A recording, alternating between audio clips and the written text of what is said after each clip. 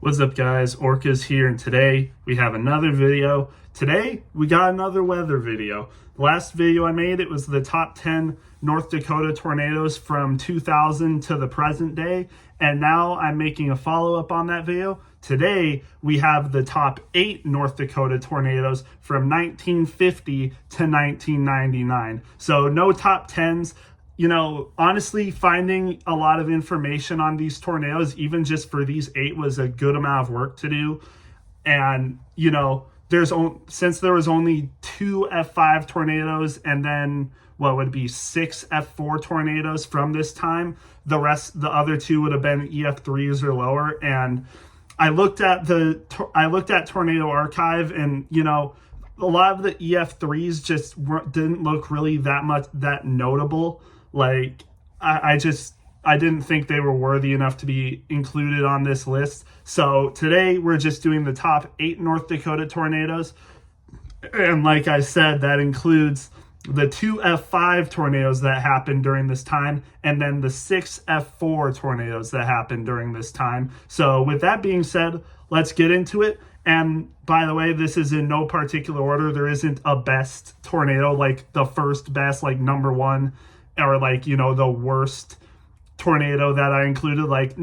You can't really rank tornadoes like that, especially, with 8 of them in North Dakota. I just really couldn't have a top 10 ranking, where you rank the tornadoes. This is just the top 8 tornadoes from this time period of 1950 to 1999. So let's start with the first tornado. And honestly, I just said there isn't any, number 1 top ranked tornado, but if there was, this would probably be it. I'm sure you're all familiar with it, but it's the 1957 Fargo, North Dakota F5 that happened on June 20th. I mean, again, this is the most notable tornado in North Dakota history, as a matter of fact, not just from 1950 to 1999, but for all time in North Dakota.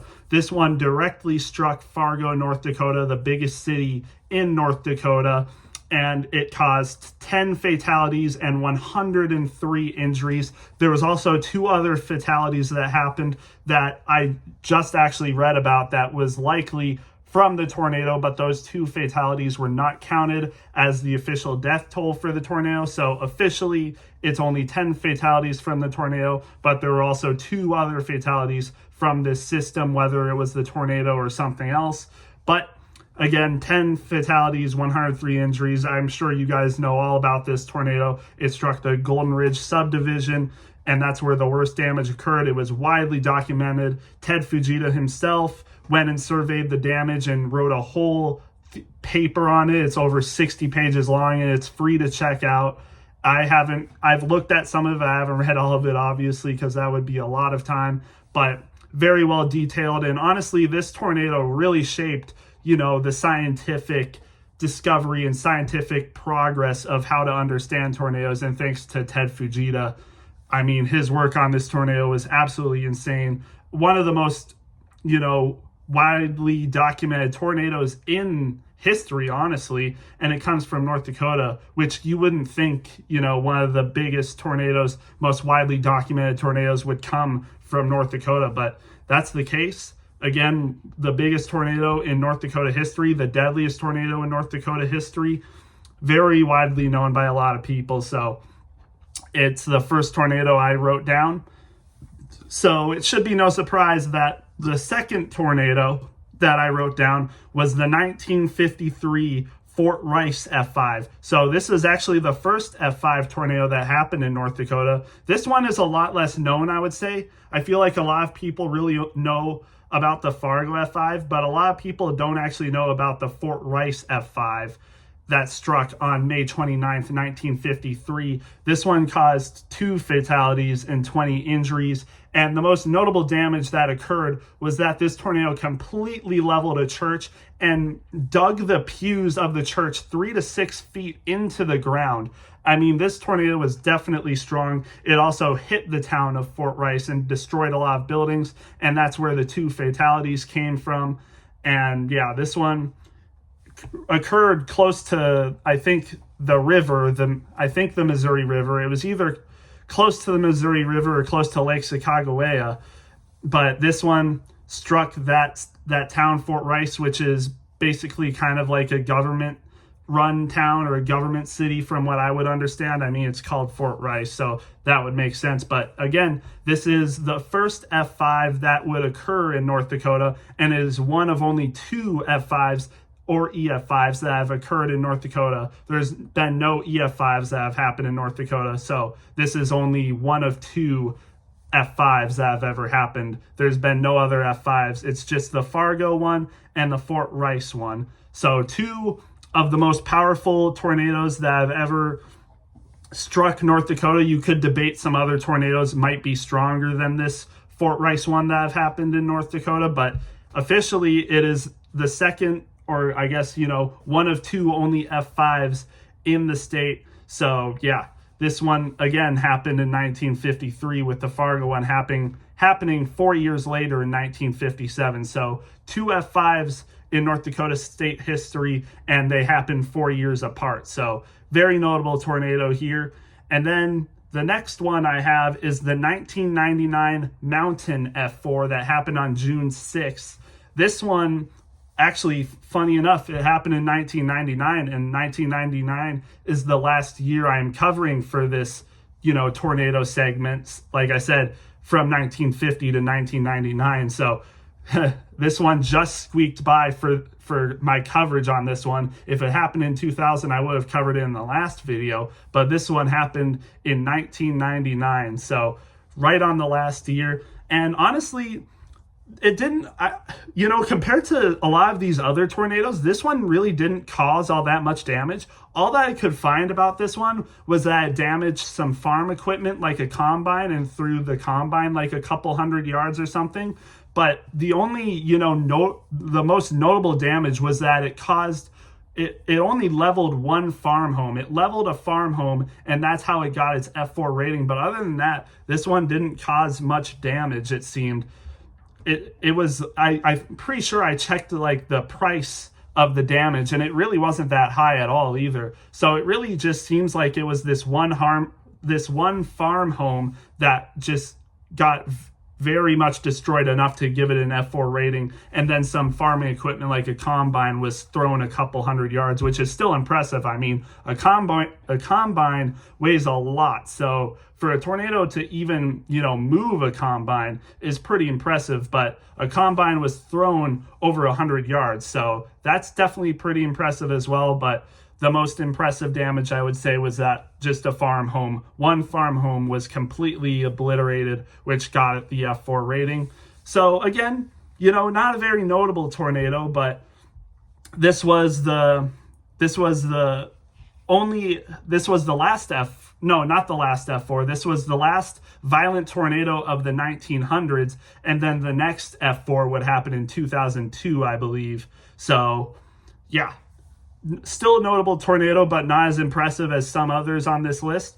And one that I would say is definitely more impressive than that one is the 1978 Elgin F4 that unfortunately caused 5 fatalities and 35 injuries. And a lot of these tornadoes, some of the ones we get to later, didn't really directly impact towns. The Fargo one obviously did. The Fort Rice one obviously did. The Mountain one didn't directly impact the town of Mountain. But this tornado, the Elgin F4, did directly impact the town of Elgin and completely destroyed the town. And I would say the most interesting fact about this tornado was that it happened on July 4th. July 4th, Independence Day. People were celebrating Independence Day. They were probably getting fireworks ready and stuff, parties and everything for this small town. But little did they know was that a violent tornado would impact their town and cause F4 damage, and unfortunately killed 5 people, which an unfortunate fun fact is that this tornado caused 5 fatalities, which is the most amount of deaths any tornado has caused on July 4th. This tornado holds the record for most fatalities caused by a tornado on July 4th, and it happened in North Dakota. So an unfortunate fun fact there, but again, an interesting fact is that this did happen on July 4th and directly impacted the town and unfortunately killed 5 people. on what was supposed to be a fun day of celebration and fireworks just turned into an absolute disaster. And I'm pretty sure this tornado did happen, kind of in the late afternoon. It wasn't dark out when this tornado happened, so no fireworks were going off yet, but people were definitely getting ready and celebrating for the fireworks and stuff, no doubt, but just unfortunately they didn't get to have that day. Unfortunate day for them. Again, like I said, directly impacted the town.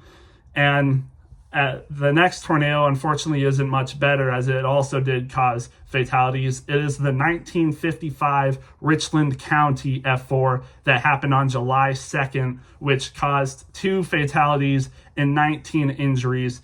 And I think you might be noticing a trend here, or you might see a trend here. A lot of these tornadoes happened in the 1950s. So far, we have the 1957 Fargo tornado, the 1953 Fort Rice tornado, and now we have the 1955 Richland County tornado that happened near Colfax, but it wasn't really all that close to Colfax. It was definitely a good amount of distance away from that town, but still it unfortunately caused 2 fatalities, as there was a lot of farms on this path, as 11 farms were destroyed, including one tornado that, fun fact, was possibly indicated at F5 damage. One of the farms that was completely leveled with, I would assume, nothing still left. It was probably completely swept away with little debris remaining, and that home was a possible F5 damage indicator, or a farm possible F5 damage indicator. I had no idea about this tornado before I did my research. I've looked at,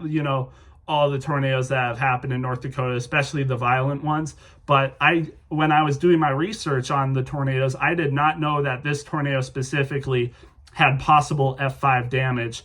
So that was definitely interesting to read up on. Like I said, 11 farms were completely destroyed, and then one of them was, severely destroyed, possible to the point where it was considered a possible indicator for F5 damage. So definitely pretty crazy. And like I said, unfortunately, 2 fatalities happened from this tornado. A lot of these tornadoes so far have been pretty violent, have unfortunately caused fatalities. So far, the only one we've talked about that actually had no injuries or fatalities, that I didn't actually mention that, but the 1999 Mountain F4, like I said, that tornado did little damage, but it also had no fatalities or injuries. So that is a good thing to hear, but unfortunately, a lot of the tornadoes on this list did not have the same characteristics. Like I said, this one caused 2 fatalities, happened on July 2nd, 1955. And just a few days later, we're going to get into the next tornado, but just a few days later, also in 1955, we have the Kenmare F4 that happened on July 5th. So 3 days after the Richland County F4 that happened on July 2nd, another F4 happened on July 5th, 1955 near Kenmare. Fortunately, it didn't actually affect the town of Kenmare. It didn't hit the town. It was around 8 miles away from the town, I'm pretty sure. And this one is actually probably the least notable tornado on the list. I could not find much information on this tornado. The only thing that I could find is that the tornado caused anywhere from $5,000 to $50,000 in damage, which is actually around $600,000 in today's money, adjusted for inflation. So, I mean, this one, very not notable at all. I have no idea what damage it caused. I did my best to research this tornado. I could not find anything on this tornado, what it damaged, or, basically nothing besides the cost of it and, the date and rating of it, obviously. Again, $5,000 to $50,000 in damage. Honestly, not that much tornado, especially if it's on the lower end. I didn't look up at how much 1955 $5,000 would be now, but $50,000 in today's money is around $600,000. So definitely interesting to hear about. But yeah, this one was really unnotable, and fortunately it did not cause any fatalities or injuries that I saw. And when you look at Tornado Archive, it says the same thing. You cannot find injuries or fatalities. You can't really find much of what it damaged. All that you can find is, how much it cost, I guess. So really not that notable of a tornado, but it was an F4. So it's on this list. I mean, if any tornado is known to have caused F4 damage, it's definitely notable. But this tornado did happen a long time ago, and especially in North Dakota's standards in 1955, and it was also pretty northwest in North Dakota, so maybe it wasn't that widely documented. I would assume NWS Bismarck, they probably have some information about it, but probably very little, to be honest. I don't think much research was done on this tornado because it was kind of in remote land, but still was rated F4, so it's on this list. And then the next one, we have the 1975 New England New Leipzig Mott tornado. A lot of cities are listed on this tornado, but this one, the New England, I'll call it the New England F4. This one happened 1975, like I said, June 29th. This one unfortunately caused a fatality and 4 injuries. And this one was just a classic North Dakota tornado. 10 farms were completely destroyed or leveled. This one was actually pretty notable. Tornado Talk themselves has made an article on this tornado. They have an article on this tornado. Thomas Grzoulis is widely mentioned. When he made his Significant Tornadoes book, he documented this one as well. And, with a lot of these tornadoes, a lot of the information about these tornadoes is widely disputed, like how wide the tornadoes were, their exact paths, how much damage they caused, whether or not some of these tornadoes were one single tornado or a tornado family. And this is one of them. The New England F4 may have well been a tornado family because this was definitely a long track tornado by North Dakota standards. So this one definitely might have been a tornado family, but it is classified as one single tornado. And like I said, it caused 1 fatality, unfortunately. 10 farms were destroyed and leveled. And an interesting damage feature about this one that Thomas Grzoulis noted, based off of what I read on Tornado Talk, is that concrete blocks were thrown half a mile. That is definitely something interesting. And, you can look at damage pictures from this tornado. It definitely looks like this was a pretty violent tornado. Again, a lot of the farms were completely destroyed with almost nothing remaining. Some of the homes had nothing remaining besides like the concrete steps. And like I said, an interesting fact about this one was that that concrete slabs and bricks or blocks were reportedly thrown half a mile, which is definitely an interesting damage feature. But yeah, this one definitely very notable tornado, definitely more notable than the last tornado we mentioned.